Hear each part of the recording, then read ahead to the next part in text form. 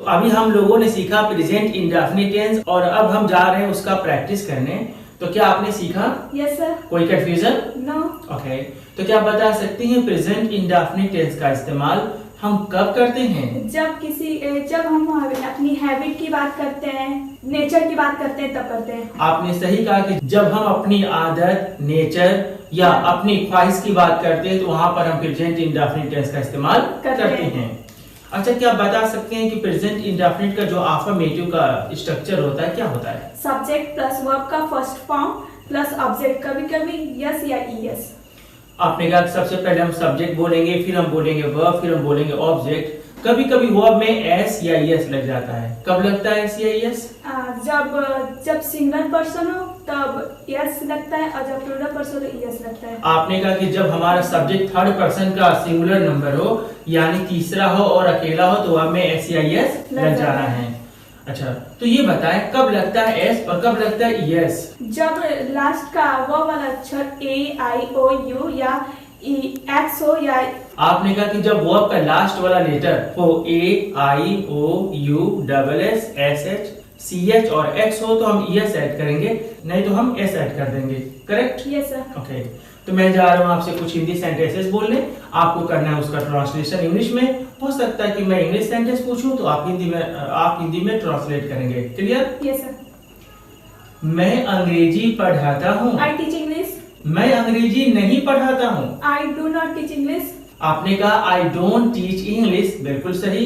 क्या मैं इंग्लिश पढ़ाता हूँ? Do I teach English. मैं इंग्लिश क्यों पढ़ाता हूँ? Why I teach English. आपने कहा व्हाई आई टीच इंग्लिश, यहाँ पर आपने गलत बोला, आपको कहना चाहिए why do I teach English. Question word के बाद हमें हेल्पिंग वर्ब देना चाहिए, why do I teach English. कई बार स्टूडेंट सोचते हैं कि क्वेश्चन वर्ड के बाद हेल्पिंग वर्ब देना जरूरी है।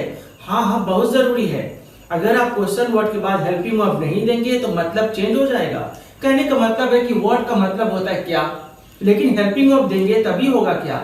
आपने वर्ड लिखा और हेल्पिंग वर्ब देना भूल गए, आपने लिख दिया सब्जेक्ट। आपने बोला what I, what you, what he, what she, तो वहां वर्ड का मतलब क्या नहीं होगा, वहां वर्ड का मतलब हो जाएगा जो। अगर आपने वेन लिखा है और हेल्पिंग वर्ब देना भूल गए हैं, वहां वेन का मतलब कब नहीं होगा, वहां वेन का मतलब हो जाएगा जब। अगर आपने वेयर लिखा है और हेल्पिंग वर्ब दिया है तब वहां वेयर का मतलब होगा कहाँ। आप अगर हेल्पिंग वर्ब देना भूल गए और सब्जेक्ट लिख दिए तो वहां पर वेयर का मतलब कहाँ नहीं होगा, जहां हो जाएगा। इसलिए क्वेश्चन वर्ड के बाद हेल्पिंग वर्ब का देना लाजमी है। इसीलिए आप क्वेश्चन वर्ड के बाद हेल्पिंग वर्ब जरूर बोलें। ओके, मैं कैसे अंग्रेजी पढ़ाता हूँ? How do I teach English. मैं कहाँ अंग्रेजी पढ़ाता हूँ? Where do I teach English. मैं कब अंग्रेजी पढ़ाता हूँ? When do I teach English. मैं किस लिए अंग्रेजी पढ़ाता हूँ? For what do I teach English. मैं किसके साथ अंग्रेजी पढ़ाता हूँ? With whom do I teach English. Great. मैं ask you more? Yes sir. Well, मैं पैसा कमाता हूँ। I earn money. मैं पैसा नहीं कमाता हूँ। I don't earn money. क्या मैं पैसा कमाता हूँ? Do I earn money. क्या मैं पैसा नहीं कमाता हूँ? Don't I earn money. मैं पैसा क्यों कमाता हूँ? Why do I earn money. मैं पैसा क्यों नहीं कमाता हूँ? Why don't I earn money. मैं पैसा कैसे कमाता हूँ? How do I earn money. मैं पैसा कैसे नहीं कमाता हूँ? How don't I earn money. मैं पैसा किस लिए कमाता हूँ? For what do I earn money. मैं पैसा किस लिए नहीं कमाता हूँ? For what I don't earn money. For what don't I earn money. For what don't I earn money. आपने कहा for what don't I earn money, आपने बिल्कुल सही कहा। चलिए 2-4 सेंटेंसेस आपसे इंग्लिश में पूछ ले रहा हूँ, आपको करना है हिंदी में ट्रांसलेशन। करेंगे? Yes sir. Okay. I help the poor. मैं गरीबों को मदद करती हूँ। Speak again. मैं गरीबों की मदद करता हूँ। Speak again. मैं गरीबों का मदद करता हूँ। मैं गरीबों की मदद करता हूँ। Okay.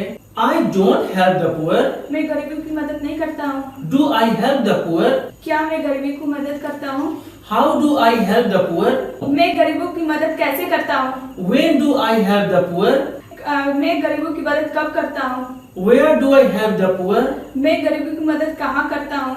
For what do I help the poor. मैं गरीबों की मदद किस लिए करता हूँ? With whom do I help the मैं पुअर। गरीबों की मदद किसके साथ करता हूँ? Why don't I help the poor. मैं क्यों गरीबों की मदद करता हूँ? आपने गलत बोला। मैं गरीबों की मदद क्यों नहीं करता हूँ? मैं गरीबों की मदद, मैंने कहा why don't I help the poor? You need to practice much more. Okay? Why? Because practice makes man perfect. So if you practice every day, you will be perfect. Okay?